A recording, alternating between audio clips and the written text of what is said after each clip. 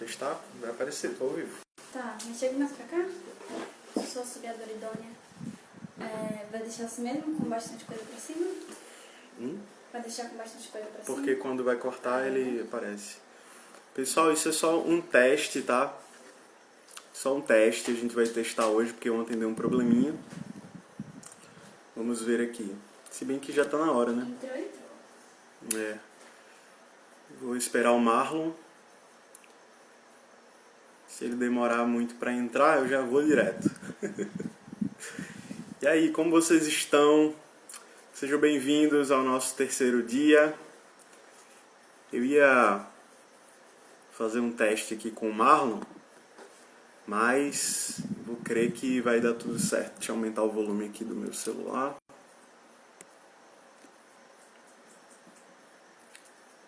Paz, reverendo. E aí, Juan? Beleza, cara? Matheus. E aí, cara? O Max poderia ter indicação de livro para cada assunto. É, né, cara? Mas a gente tá indicando. A gente tá indicando os nossos livros.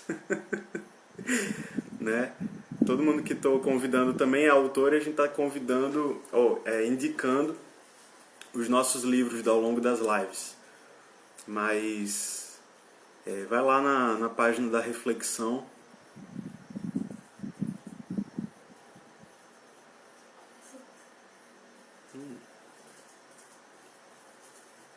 Esperando o Marlon entrar aqui pra gente começar, pessoal. Mas fala aí, de onde vocês são? Vocês são arminianos ou calvinistas? Qual cidade vocês estão falando? O tema de hoje é expiação ilimitada. Eu por todos ou apenas por alguns? Eu estou convidando o Marlon aí, ele vai entrar agora. Nosso pastor metodista do Ceará. Oi. Grande Marlon. Olá, Lucas, meu querido. Missionário Cara, Lucas. vou falar igual falei pro Wellington. Só assim pra gente se encontrar, né, cara? Pois não é porque a gente tá morando na mesma cidade agora, né? Nós moramos, aprove a Deus determinar que morássemos na mesma cidade, mas livremente a gente deixa sempre para próxima, nunca dá certo. Pois é, rapaz. Mas, cara, deu certo aqui o seu vídeo. Ontem a câmera do Flávio deu errado. Ele não está acostumado com essas tecnologias, sabe? Até brinquei com ele. Sei. Tem que sair um pouco do Facebook e vir aqui para o novo mundo do Instagram.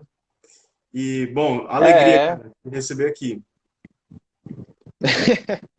A alegria é minha, né? Poder estar participando aqui da sua live aqui, maravilhosa, né? Teve aqui o Wellington Mariano na segunda, ontem o Flávio. Vai vir o Vinícius, né? E o Rodrigo ainda. Amanhã é o Vinícius Couto, né? Pastor nazareno, autor de 350 livros. E na sexta-feira é o Rodrigo, cara. Rodrigo talvez seja o que eu menos conheço de todos, né? Conheci há pouco tempo, mas também eu tenho acompanhado o trabalho dele e é um nome muito promissor aí, é um cara que manja muito. Sexta-feira. É, demais. A galera tá entrando aí falando de qual igreja faz parte, de qual cidade faz parte. Eu queria, Marlon, que você falasse um pouco de você aí, cara. Se apresenta aí pra galera. Pois é, eu me chamo Marlon Marques, sou um recém-ordenado pela Igreja Metodista Livre, sou professor de língua portuguesa, professor de teologia aqui em Fortaleza, escrevi aí 2 livros pela reflexão, Salvação Integral, Salvação Pessoal e Social na teologia de John Wesley, onde eu abordo esse pensamento de Wesley, pensamento arminiano, entendimento dele da graça, a questão social nele, que ele foi um grande reformador social, né? E escrevi Arminianismo para a Vida, que é um livro mais prático, onde eu comento os 5 pontos do arminianismo e proponho uma cosmovisão cristã, algo já iniciado pelo Vinícius Couto, aqui no Brasil, né? Porque tem muitos livros falando sobre arminianismo na questão teórica, na questão, né, exegética e tudo mais, então eu me preocupei mais, sim, mas e daí? Vamos ver isso aí na prática, os 5 pontos do arminianismo na prática, que nós podemos absorver, Exato. né? Então eu abordei o arminianismo por isso que esse nome, arminianismo para a vida, né? Como é que o entendimento arminiano ele pode ser bênção na minha vida, né? Aí cito vários arminianos que contribuíram para uma cosmovisão, uma visão de mundo onde o Senhor é glorificado e o reino é expandido em toda a sua inteireza, né? Sim, Fora John perfeito. Wesley, outros mais. Eu queria só dar um recado aqui para a galera. Pessoal, ainda dá tempo, tá no comecinho, né? A gente ainda tá nessa enrolação inicial, mas dá tempo de você clicar nessa setinha que fica aqui embaixo e enviar essa live para o seu amigo da sua igreja, para o seu pastor, né? Então, vamos levar essa mensagem, esse debate que a gente vai ter aqui para mais longe, né? Vamos levar isso aqui para mais longe, porque vai ser muito legal e a gente vai responder 3 perguntas no final, né? Vai funcionar assim, eu vou dar um tempo aqui para o Marlon fazer uma exposição da doutrina da expiação ilimitada, né? Que é o terceiro ponto do arminianismo, na nossa sequência aqui. E a gente vai ter uma conversa sobre esses livros dele aí também, do Marlon, eu quero saber um pouco melhor, né? Para adquirir. E aí depois a gente vai responder as perguntas, tá? Que vocês fizeram naquele post que eu coloquei no meu Instagram, né? Então, cara, eu tô assim, igual aquela música Diante do Trono, maravilhado estás. Tô assim, cara, tô muito feliz com essa semana.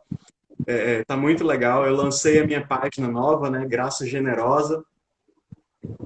Tá bem legal. Maravilhosa. Estou recolhendo ideias, Graça né? maravilhosa, generosa. Sim, sim. E hoje a gente vai falar sobre ela, sobre a graça generosa de Deus. Então, quem não curtiu ainda minha nova página, Graça Generosa, curte lá. Nessa semana eu também lancei um sorteio que ainda está rolando, vai rolar até sexta-feira, o sorteio do meu último livro físico, porque já que eu vou lançar o e-book dele, né? Então eu estou sorteando o meu último exemplar do meu livro físico. E, enfim, né? Muitas novidades. Que eu tenho o prazer de ter aqui na minha biblioteca, autografado. Cara, eu trabalho, mas deu certo. E vamos lá, vamos ao que interessa, né? A gente já tem aí uma galera, a gente já tem aí 40 pessoas, 43 pessoas, mas vamos ao que interessa. Pastor Marlon, o que é a expiação ilimitada? O que você poderia nos falar aí por 20 a 25 minutos apenas sobre essa doutrina tão importante?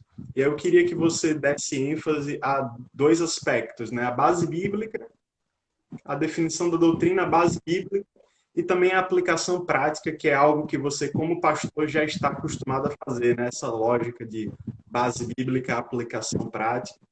Queria que tivesse essa pegada também aí. Então, fica à vontade, meu irmão. A casa é sua e eu vou bloquear os comentários agora e no final eu libero de novo. Ok, então vamos aqui. A expiação ilimitada é um termo teológico para dizer o seguinte: Jesus morreu por todas as pessoas, sem exceção. Né? Então, termo teórico, termo teológico, né? É esse, né? Expiação ilimitada. E o termo acessível é Jesus morreu por todas as pessoas. Quaisquer pessoas que você vê no meio da rua, Jesus morreu por ela, né? Qualquer pessoa. Então, esse é um entendimento arminiano que nós entendemos ser um entendimento bíblico, né? É até uma presunção, né? Porque todo mundo vai dizer que o seu entendimento é um entendimento bíblico. Mas eu tenho, né, a firmeza em dizer que a expiação ilimitada é uma doutrina bíblica. Agora, o que é expiação? Expiação é o seguinte: cobrir o pecado ou tirar o pecado. Esse é o entendimento da expiação. Ok? Então, Jesus veio e tirou os pecados ou cobriu os pecados. E isso do mundo inteiro, né? Porque nós vemos João Batista dizer, João capítulo 1, versículo 29, que eis o Cordeiro de Deus que tira o pecado do mundo, né? E nós vemos no mesmo primeiro capítulo de João dizendo, e ele é a luz que ilumina a todo homem que vem ao mundo. Né? Vamos colocar uma linguagem inclusiva só de homem e mulher. E ele, que muitos entendem, né, prefere colocar ser humano, né? Eu digo inclusiva, que senão o pessoal vai pensar que é inclusive do LGBTXY infinitamente. Né? Mas não. Jesus, ele veio... Oi? Também no original tem homem andros e homem antropos, né? Então, homem antropos Isso. é humano. Homem andros é o homem masculino, né? Então, lá Exatamente. é no sentido do ser humano mesmo. Do ser humano. Ele é a luz que ilumina todo ser humano que vem ao mundo, né? Então, está bem claro que aí é a ideia da graça preveniente, que amanhã o Vinícius vai abordar com muita propriedade. Né? Então, nós vemos essa questão. A expiação, Jesus tirou os pecados de todas as pessoas. Eu já vou adiantando, porque sempre tem alguém que pergunta, né? Se ele tirou o pecado de todo mundo, então todo mundo vai ser salvo, né? Porque sempre tem essas perguntas, né, capciosas, aparentemente capciosas, né? Não. O fato de Jesus ter morrido por todas as pessoas não quer dizer que todas as pessoas vão ser salvas. Da mesma forma que se eu depositar 1 milhão na conta de todas as pessoas que estão me ouvindo, nem todas as pessoas... As pessoas elas têm o arbítrio liberto, melhor dizendo, pela graça de Deus, de querer pegar ou não, fazendo só analogia, né? Esse dinheiro depositado nas suas contas. A mesma coisa da anistia, que houve a guerra do Vietnã na década de 70, e muitos adolescentes fugiram dos Estados Unidos e foram para o Canadá. Só que o presidente, se eu não me engano, Ronald Reagan, ele anistiou esse pessoal que foi para o Canadá. Só que muitos não quiseram voltar, mas estavam perdoados, mas eles não quiseram. Continuaram lá no Canadá por razões isso que só eles sabem. Então, o fato de Jesus ter morrido por todos, não necessariamente todos vão ser salvos, porque precisa ter, obviamente, né, a concordância, a anuência com relação a se apropriar dessa salvação, dessa graça. A graça não é irresistível, né? Então, da mesma forma, é o fato de Jesus ter morrido por todas as pessoas. Até já adiantando um pouco, até um calvinista, que tem uma das melhores teologias sistemáticas que tem em português, que é o Miller Erickson, na teologia sistemática dele, na Vida Nova, ele defende a expiação ilimitada, que Jesus morreu por todos. E ele até faz uma separação muito interessante, porque ele faz uma separação entre expiação e justificação e regeneração. O fato da expiação ser universal, ser ilimitada, que ilimitada é universal. Então, o fato da expiação ser ilimitada não quer dizer que a justificação é ilimitada. Não quer dizer que a regeneração é ilimitada. Então, brilhantemente, né, Miller Erickson, que é um calvinista, de 4 pontos, né, que os 24 pontos são esses que creem que Jesus morreu por todas as pessoas, mas nos outros pontos concordam com o restante da TULIP, né, calvinista, né, daqueles 5 pontos do calvinismo. Então, Millard Erickson brilhantemente faz essa diferenciação, que é uma diferenciação muito pertinente, né, com o que nós estamos aqui abordando.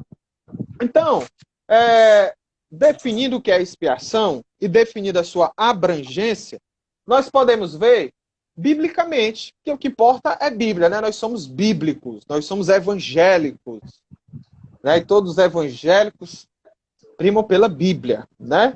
Então, o versículo clássico que todos nós sabemos, né? O versículo mais conhecido da Bíblia Sagrada. Porque Deus amou o mundo de tal maneira que todo aquele que nele crê não pereça, mas tenha vida eterna. Porque Deus amou o mundo de tal maneira, né? Então ele amou todas as pessoas, né? Nós vemos também, como eu disse, João capítulo 1, nós vemos João também, só que na sua epístola, no capítulo 2, versículo 2, ele diz o seguinte: ele é a propiciação pelos nossos pecados, e não somente pelos nossos, mas também pelos de todo mundo. Interessante que propiciação é a mesma palavra para expiação. Mas por que se usa propiciação em um lugar e se usa expiação em outro? Quando essa palavra é ligada aos seres humanos, em direção aos seres humanos, é expiação, para cobrir os pecados. Quando essa palavra é ligada a Deus, é propiciação, para aplacar a ira de Deus. Porque está dando significado. Aqui, tentando para me ouvir direitinho, né? Deu uma travada aí. Acho que o assunto foi muito difícil, o Instagram não entendeu, aí ele travou. Eita. Mas qual foi a parte que travou? Você estava falando que a expiação e propiciação são basicamente tem o mesmo significado, são usados como termos diferentes: expiação com relação aos homens, aos pecados humanos, e propiciação com relação à lei de Deus, à justiça de Deus, né? Isso, pronto. Então, a propiciação... O homem é expiado e Deus é propiciado, né? Exatamente. Muito bem colocado, Lucas. Exatamente. Por quê? Porque Jesus mesmo disse em João 3,36 o seguinte: aquele que crê no Filho tem a vida, mas aquele que não crê no Filho não verá a vida, mas a ira de Deus permanece sobre ele. Então, quem não crê em Cristo, a ira de Deus permanece sobre ele. Mas Deus, ele não é ira, ele é amor. A ira de Deus permanece porque há uma rejeição a todas essas maravilhas salvíficas, relacionais que Deus proporciona. Mas a ira de Deus permanece em quem não crê nessa maravilhosa salvação, nesse shalom de coisas maravilhosas que existem. Mas Deus proveu essa propiciação através de Cristo. Então, Cristo desvia essa ira de Deus. Então, Cristo desvia essa ira de Deus, né, quando nós cremos no sacrifício de Cristo e obedecemos e vivemos uma vida de obediência a Ele, de santificação. Então, nós vemos aqui em 1 João, capítulo 2, versículo 2, que essa propiciação, esse desvio da ira de Deus, João fala, não somente por nós, mas pelos pecados de todo mundo. Então ele faz um contraponto entre o particular, não é somente no particular não, nós não, é pelos de todo mundo. Aí nós vemos também, 1 Timóteo, capítulo 4, versículo 10, Paulo dizendo o seguinte: porque para isto trabalhamos e somos injuriados, pois esperamos um Deus vivo, que é o Salvador de todos os homens, principalmente dos fiéis. Ele é o Salvador de todos, mas principalmente de quem crê. Fiel é quem crê. Fé, tá ligado, né? Então, nós vemos isso aqui, na palavra de Deus. Nós vemos também Paulo falando em Tito, capítulo 2, versículo 11, que ele fala o seguinte: porque a graça salvadora de Deus se há manifestado a todos os homens. A todos. Mas não foi a graça comum, não? Tem certeza? Pois não é, rapaz. Mas aqui está. O Paulo aqui colocou, né, esse adjetivo, né, esse adjunto aqui, né, ao lado da graça, né? Graça o quê? Salvadora. A todos os homens, né? Olha aí que maravilha. Não é só uma graça comum. Opa. Quero te interromper um pouco, porque alguns calvinistas, lá naquele texto de 1 de João 2:2, vão dizer que João, como um judeu, estava contrastando ali não somente pelos nossos pecados, ou seja, dos judeus, mas também pelos pecados de todo mundo, ou seja, dos gentios também. Então, consequentemente, os calvinistas vão ler essa passagem dizendo assim: ele não morreu apenas por uma nação, mas por um pouquinho dos brasileiros, um pouquinho dos alemães, um pouquinho dos árabes, um pouquinho dos franceses. E ele morreu por alguns homens de todas as nações. Ele morreu por todas as nações, por todo o mundo, mas apenas algumas pessoas de cada nação. Então, é assim que o calvinista interpreta a maioria desses textos, né, que falam que a propiciação foi para o mundo inteiro. Ela foi para o mundo inteiro, mas algumas pessoas, alguns brasileiros, alguns argentinos, acho que até menos argentinos do que brasileiros, né? Alguns venezuelanos, um pouquinho de cada país, de cada etnia, de cada nação. Como você sai dessa? Essa interpretação é boa? Ela é muito comum, ela é muito frequente, mas essa interpretação é boa mesmo? Ou ela é só um ajuste contemporâneo ao texto antigo? Pronto, muito bem. Eu vou responder usando outro calvinista. Eu não estou nem usando arminiano, né? Não citei nem Armínio, nem Wesley, né? Vou economizar os caras. Mas eu vou usar. Vamos... Já usa tanto. Pois não é? Vamos citar outro calvinista dos bons aí, que é Charles Spurgeon, né? Ele comentando 1 Timóteo capítulo 2, versículo 4, que diz que Deus quer que todos os homens se salvem e venham ao conhecimento da verdade. Então, ele comentando isso, tem naquele livro Spurgeon versus Hipercalvinismo. E pela Fiel, né? E Spurgeon diz o seguinte, olha que interessante. É maravilhoso o que ele diz. O Espírito Santo, por meio do apóstolo, escreveu todos os homens. Inquestionavelmente, ele quer dizer todos os homens.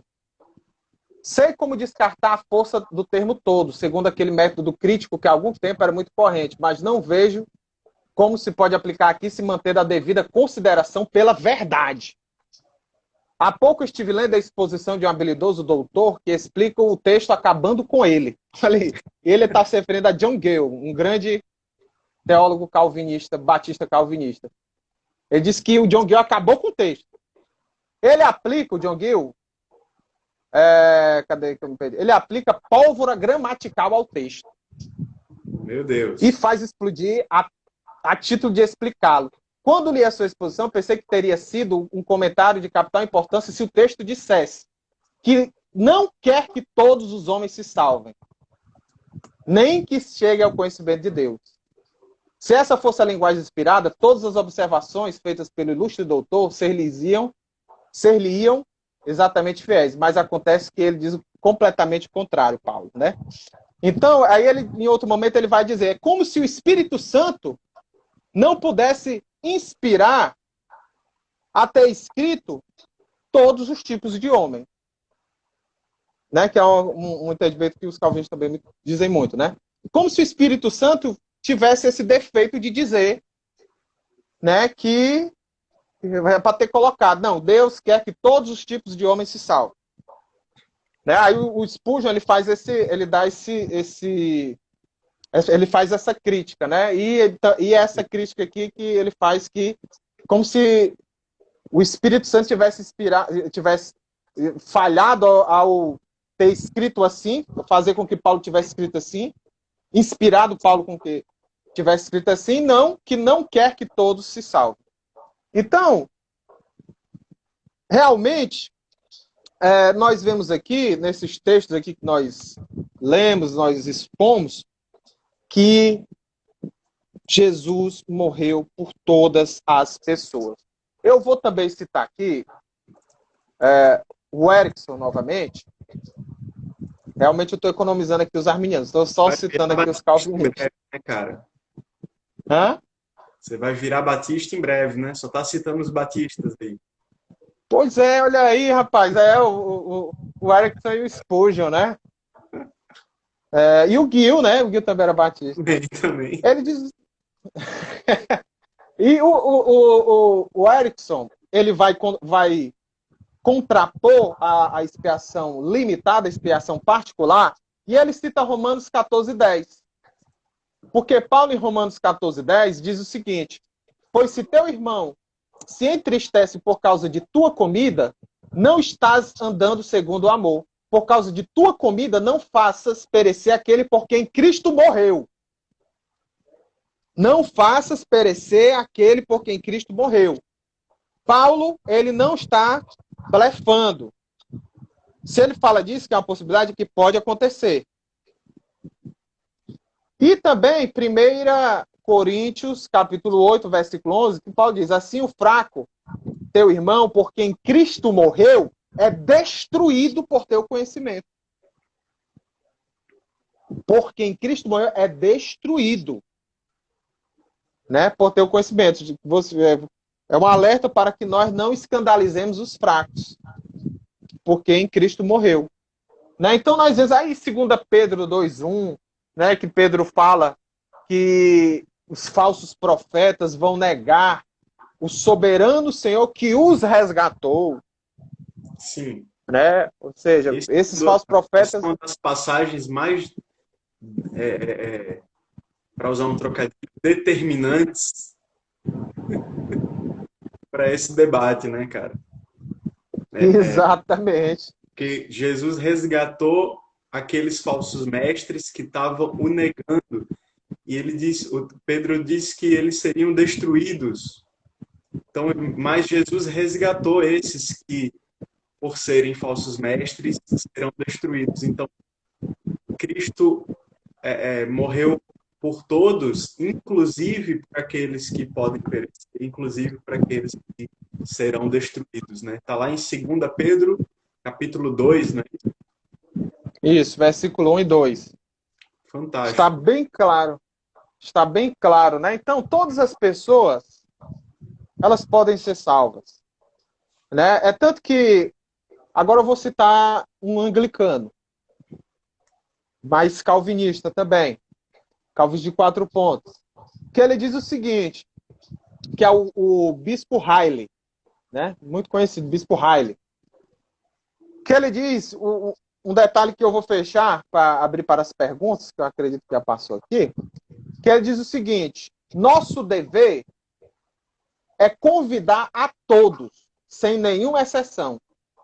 Devemos dizer, acorde, arrependa-se, acredite, venha a Cristo, converta-se, clame a Deus, lute para entrar pela porta estreita. Venha porque tudo já está consumado e Deus o ama. Cristo morreu por você. Olha aí. Aleluia. Glória a Deus. Faz Cristo morreu por você. Levante a sua mão, confesse a Cristo como seu Senhor e seu Salvador. Então, Riley está dizendo aqui, ó, Cristo morreu por você. Então, nós que cremos na expiação ilimitada, podemos dizer para qualquer pessoa, seja para um banqueiro, seja para um político, seja para um estuprador, seja para um benfeitor social aí, seja qualquer pessoa, boa, ruim, branco, preto, homossexual, heterossexual, corintiano, palmeirense, até pelos corintianos, acredite, Jesus morreu. Então, Nós temos que crer nisso. Porque senão, nós vamos dizer, ao evangelizar, como é que nós vamos dizer? Ó, Jesus talvez morreu por você. Acredite, vai que ele morreu por você. Provavelmente Jesus morreu por você. Ou se você disser para todas as pessoas que Jesus morreu por elas, e você crê na expiação particular, você está sendo insincero. Né? Você não está com honestidade para com a sua crença, a não ser que você tenha uma reserva mental.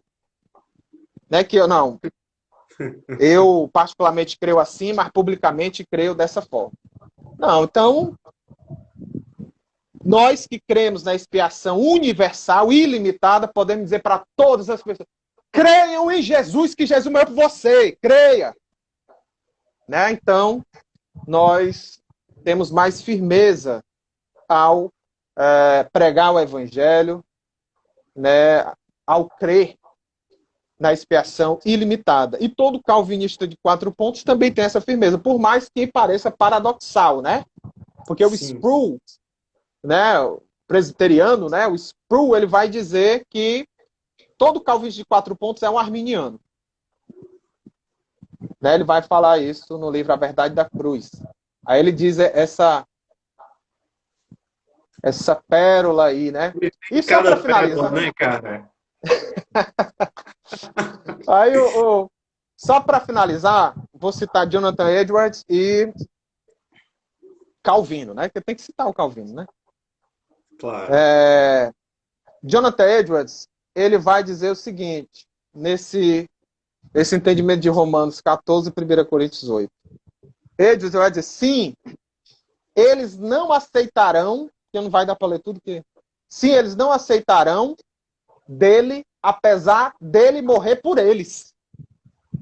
Sim, embora ele tenha morrido uma mais atormentadora morte, embora ele tenha morrido para que eles pudessem ser livres do inferno e para que eles pudessem ter o céu, eles não aceitarão esse dom. Embora eles tenham necessidade dele, porque eles seriam miseráveis para sempre sem ele. Olha aí. Edward dizendo que eles não aceitarão os ímpios, apesar de Cristo ter morrido por eles. Ele vai dizer aqui, nos sermões que está em inglês, mas está traduzido e está no blog Calvinismo Moderado, Jonathan Edwards. Cristo morreu por aqueles que não aceitarão. Então tá lá, só botar no Google, né? Hoje em dia, onde está aí? Só botar no Google. No Google todo acha-se tudo. No Google. Esse é um blog calvinista de 4 pontos, né? Tem vários textos dos puritanos comprovando que você não precisa ser arminiano em todos os pontos para acreditar nesse, né? Na expiação ilimitada. Existem calvinistas de 4 pontos que caminham junto com a gente, como o Marlon está mencionando aí, né? Então, o que Armínio fez, o que Wesley fez, na verdade, foi apenas participar dessa tradição majoritária da Igreja de Cristo, que acredita, que na verdade sempre acreditou que Jesus morreu por todos.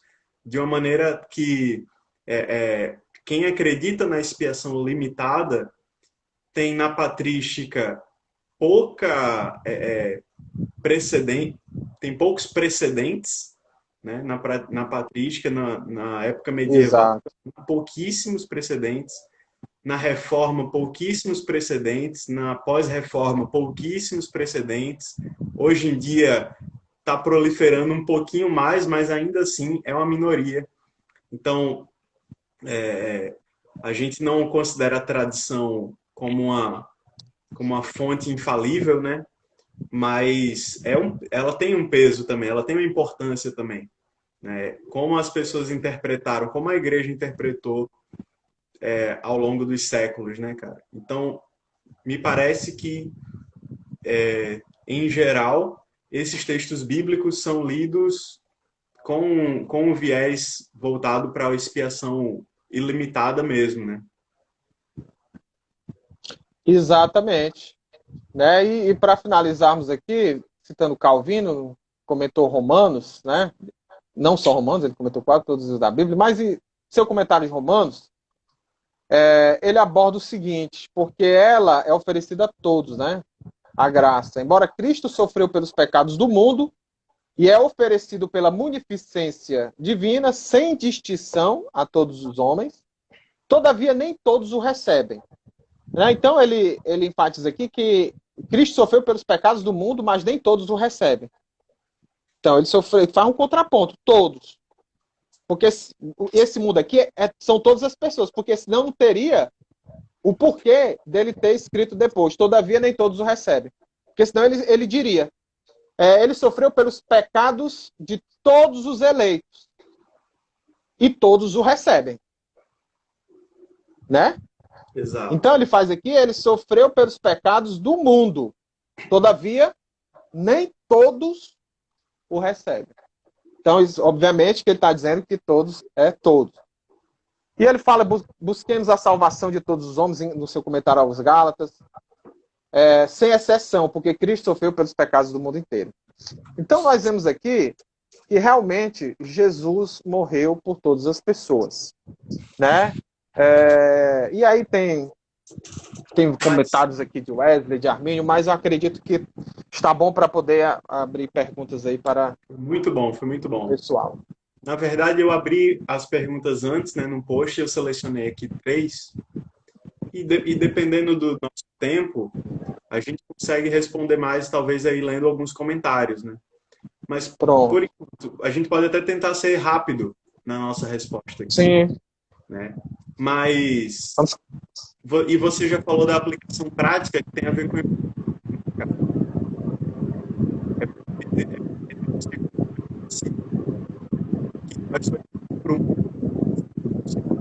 Puxa, aqui tá falhando, ó. Tá me escutando? Estou. Pronto, agora tá ok. Ok. É porque Deus reconciliou consigo o mundo que nós podemos ir até o mundo e dizer para ele, reconciliem-se com Deus. Está em 2 Coríntios 5. Deus faz o seu apelo universal por intermédio de um ministério universal da igreja. O alcance do nosso evangelismo é universal porque o alcance do evangelho é universal. Né? Exatamente. Isso é muito lindo, cara, porque como uma expiação limitada não limitaria também a nossa sinceridade no evangelismo? Fica a pergunta no ar. Exatamente. Eu tenho uma dificuldade na crença da expiação limitada, muito grande, além desses versos bíblicos que nós vemos aqui, tem muitos outros. Sim. Né? Eu fico imaginando aí aquele aspecto, sim, né, apelativo, um aspecto sentimental, sim, porque nós somos pessoas, não somos robôs, né? Eu fico imaginando, né, uma coisa sempre me vem à mente. As pessoas nascem, muitas vivem em pobreza, vivem na miséria, né?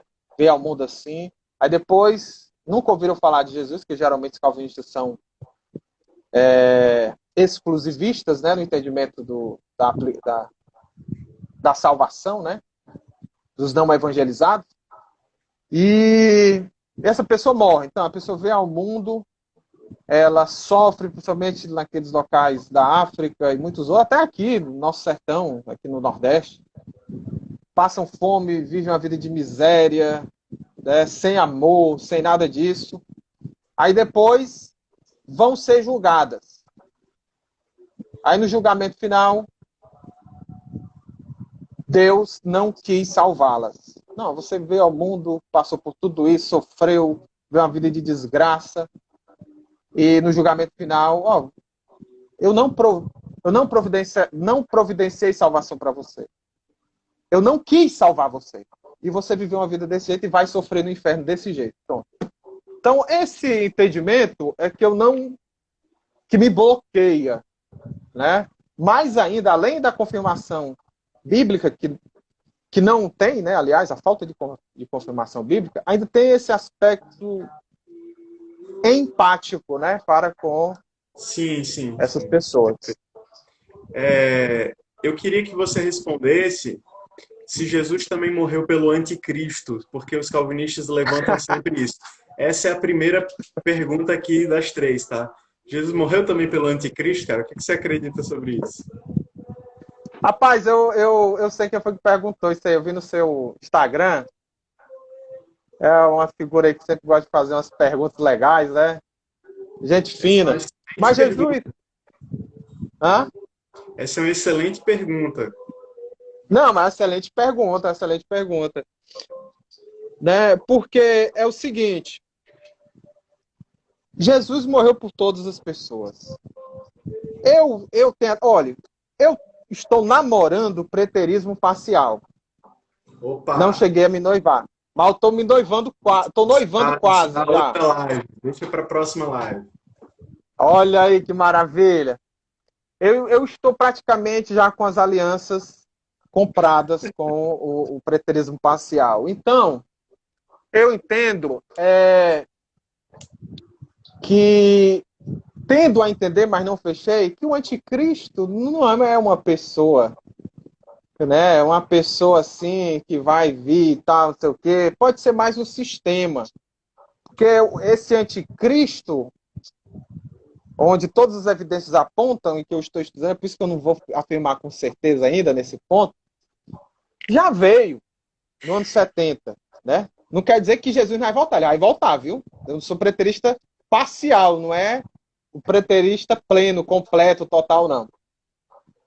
Mas vamos adotar ainda o entendimento futurista, majoritário ainda, né? Que o pessoal crê, e tudo que é o anticristo, vindo uma pessoa mesmo, né? Como é o nome daquele personagem do filme, hein? Que é tem até um nome, né? Deixados para trás, né? Eu me esqueci, era um nome. Não lembro agora, cara. Mas tem, né? Pois é, vamos ver esse cara aí vindo e tudo mais.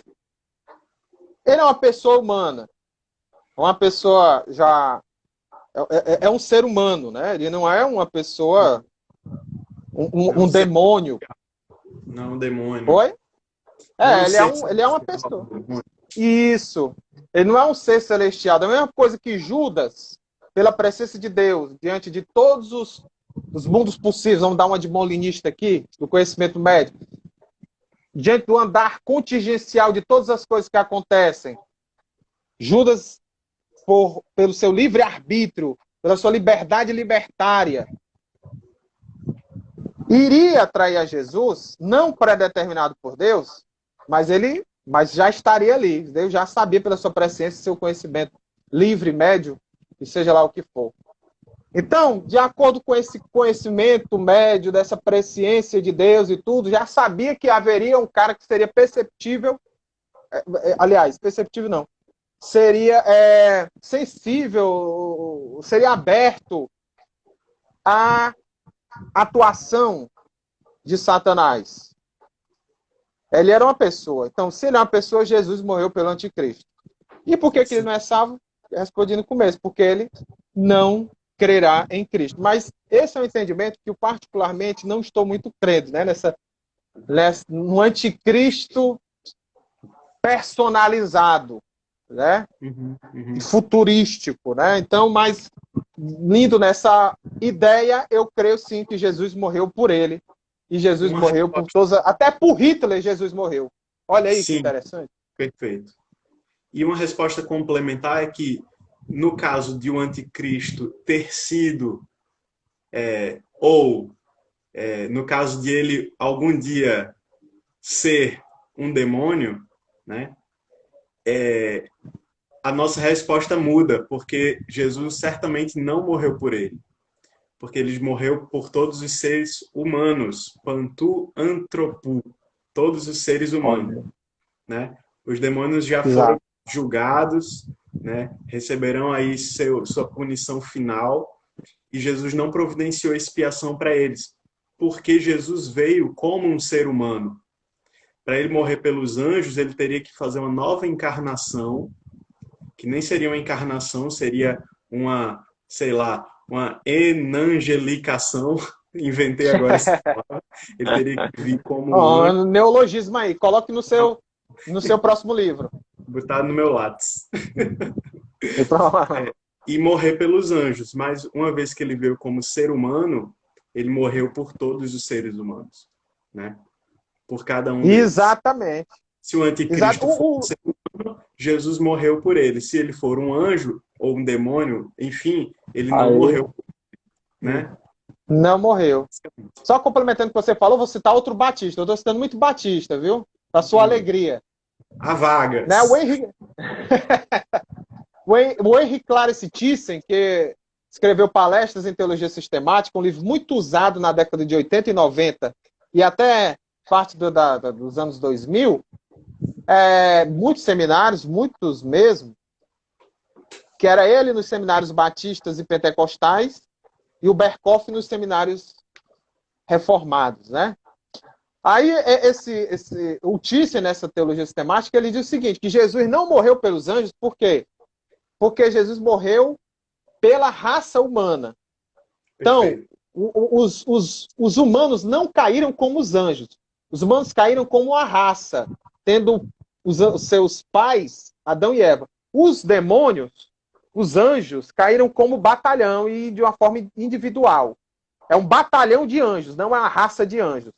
É um batalhão que individualmente se agrupam. Então, eles caíram individualmente. Então, Jesus não tem como morrer pelos anjos. Né? Ele morreu pelos seres humanos como raça humana, e por isso que ele se fez humano como nós.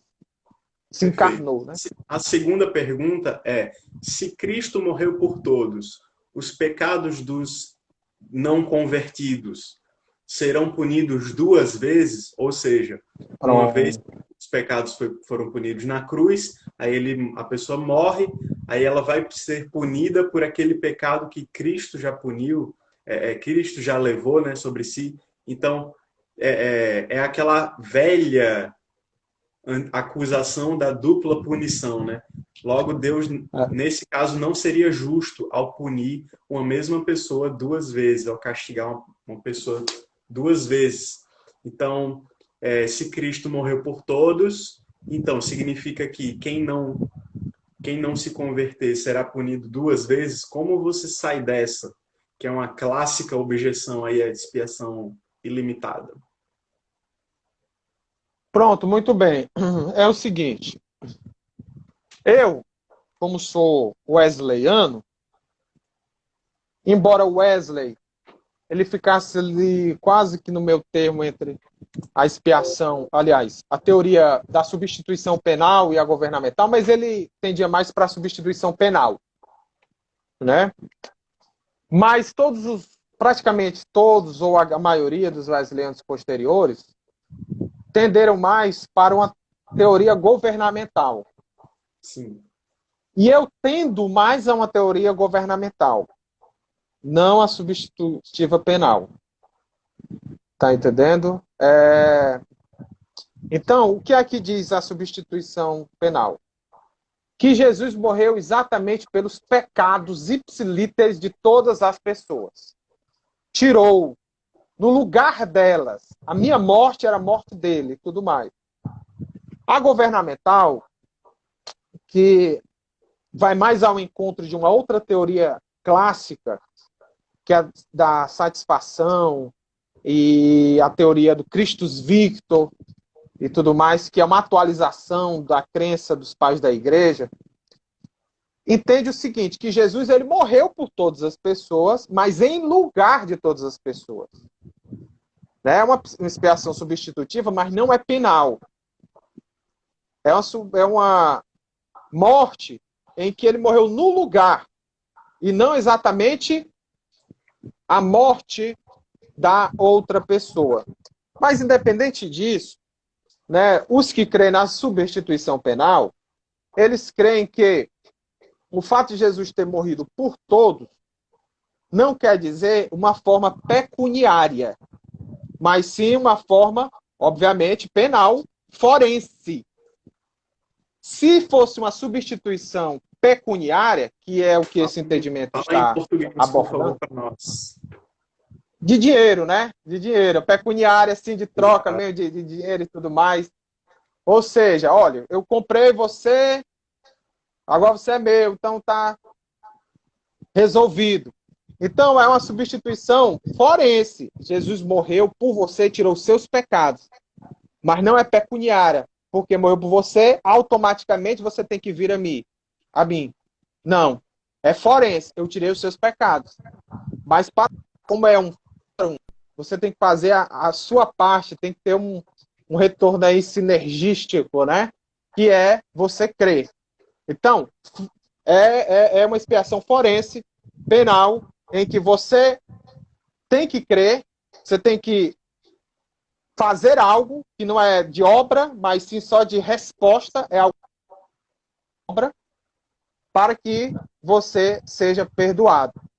Né? Então não é uma salvação automática, né? Uma salvação, né, irresistível, uma expiação irresistível, uma expiação automática que causa isso. Jesus morreu por todas as Perfeito, pessoas, perfeito.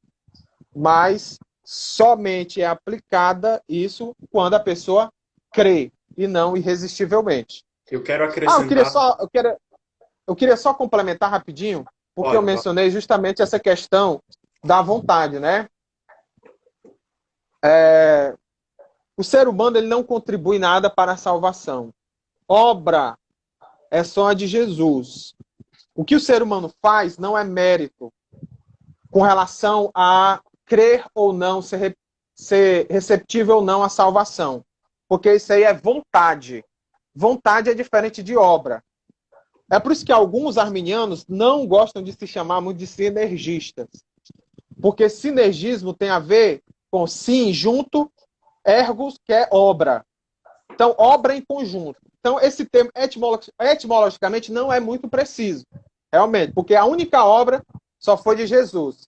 Mas, o termo mais apropriado, que eu concordo, seria que o Jack Cottrell, um grande teólogo arminiano, elaborou, que é um sintelismo, onde há um sim junto e telos, vontade.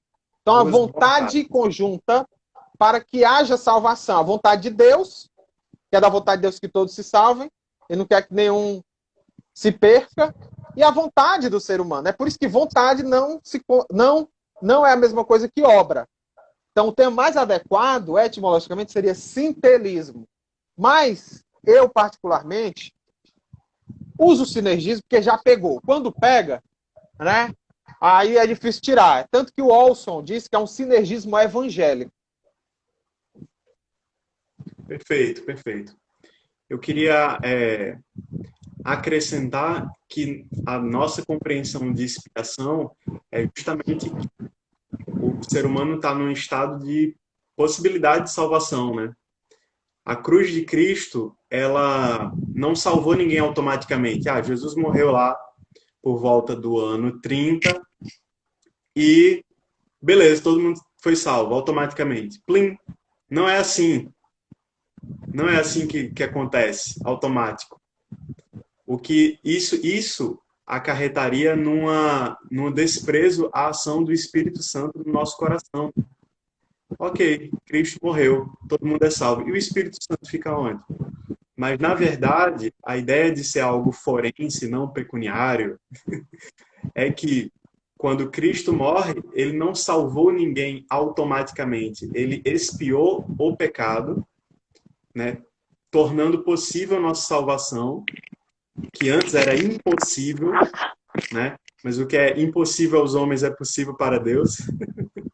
E ele nos possibilitou isso para que, por meio da nossa resposta de fé à obra do Espírito Santo que vem cativar nosso coração, que vem é, é, nos chamar para o Evangelho, então, nós somos salvos. Né? Veja que o próprio Paulo diz que nós estávamos mortos. Ele estava morto antes de conhecer Jesus, mas Jesus já tinha morrido naquela época. Né? Não houve uma regeneração automática quando Jesus morreu na cruz. É necessário que o Espírito Santo dê a graça, que haja fé, e aí você é salvo. Então, a liberação da condenação do inferno não foi automaticamente, ela é pessoal, essa aplicação da salvação é pessoal no nosso coração, né? E acontece a regeneração, a justificação, o que Jesus bradou na cruz está consumado foi a expiação, né? Ou seja, ele possibilitou o perdão de pecados para todas as pessoas. Então, Marlon, você travou aqui para mim, cara. Vamos ver a terceira pergunta. Marlon está travado.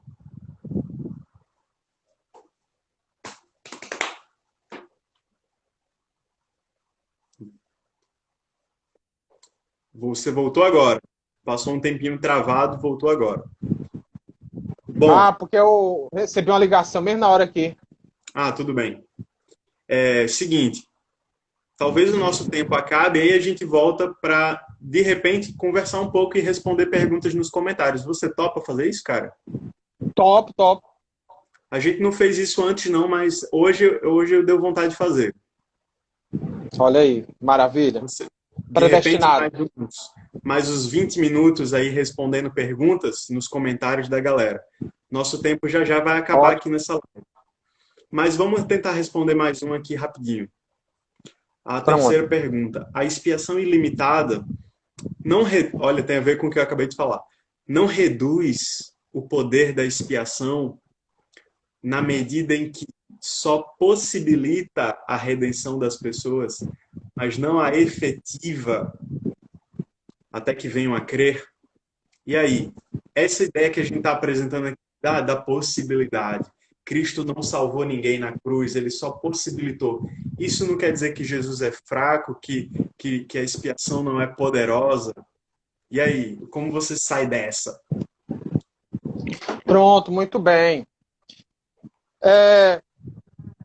Só complementando um pouquinho da outra, eu imaginei o seguinte, que Jesus pagou os pecados, vamos usar essa palavra, de todo mundo. É a mesma coisa se eu tivesse pago, né, a refeição de todos num restaurante. Mas Aleluia, todos são obrigados... Amém, glórias. Mas todos são obrigados a se alimentar, a consumirem essa refeição. Todos são obrigados só porque eu paguei? Não, nem todos são obrigados. Nem todos são, aliás, todos têm a escolha, vamos botar isso aqui. Tá entendendo? Então, nós temos só complementando ainda o outro ponto. Com relação a esse ponto, eu não vejo Deus sendo fraco pelo fato dele ter possibilitado que todos se salvem e nem todos serem salvos. Primeiro, porque foi ele que estabeleceu assim. Se foi ele que estabeleceu assim, então ele é soberano e ele estabelece do jeito que ele quiser. Perfeito. Né? Ou seja, ele é soberano. Então, o fato de Jesus ter morrido só por alguns e só aqueles serem salvos, não faz com que ele seja soberano. A meu ver, faz com que ele seja coercitivo, não soberano. Tá entendendo? Porque se não há como não amá-lo, isso não é soberania. Isso é um ser coercitivo, não quero nem dizer tirano. Mas é um ser coercitivo, né? Porque é a mesma coisa como, por exemplo, tem a minha esposa aqui. Sou casado. Se ela me ama só porque eu mudo a vontade dela para que ela me ame, eu sou amado? Não. Não, posso ser amado, mas verdadeiramente, de livre e espontânea vontade, não sou. Ou você acha que alguém... Vamos colocar essa possibilidade. Alguém que faz com que a outra o ame, seja através de feitiço, através de seja lá o que for, né? Arma na cabeça. Arma na cabeça. Então, a pessoa é verdadeiramente amada? Não. Mas estou falando assim, mesmo que mude a vontade dela. Né? Não é nem uma coerção exterior, né? Mas uma coerção interior. A pessoa não é amada de verdade. Eu não sou amado pela minha esposa de verdade se eu lanço um feitiço aí, diabólico nela, que ela vai e começa a me amar. Eu não sou amado de verdade. As pessoas teriam pena de mim. Então, a mesma coisa do entendimento de que Deus só é amado ou só é crido, se faz com que as pessoas creiam nele. Esse entendimento enfraquece Deus. E não o entendimento de que ele, porque ele quer, possibilita, através da sua graça, que todos sejam salvos, e possam resistir. Marlon, a gente vai encerrar essa live agora e vai abrir outra, pessoal.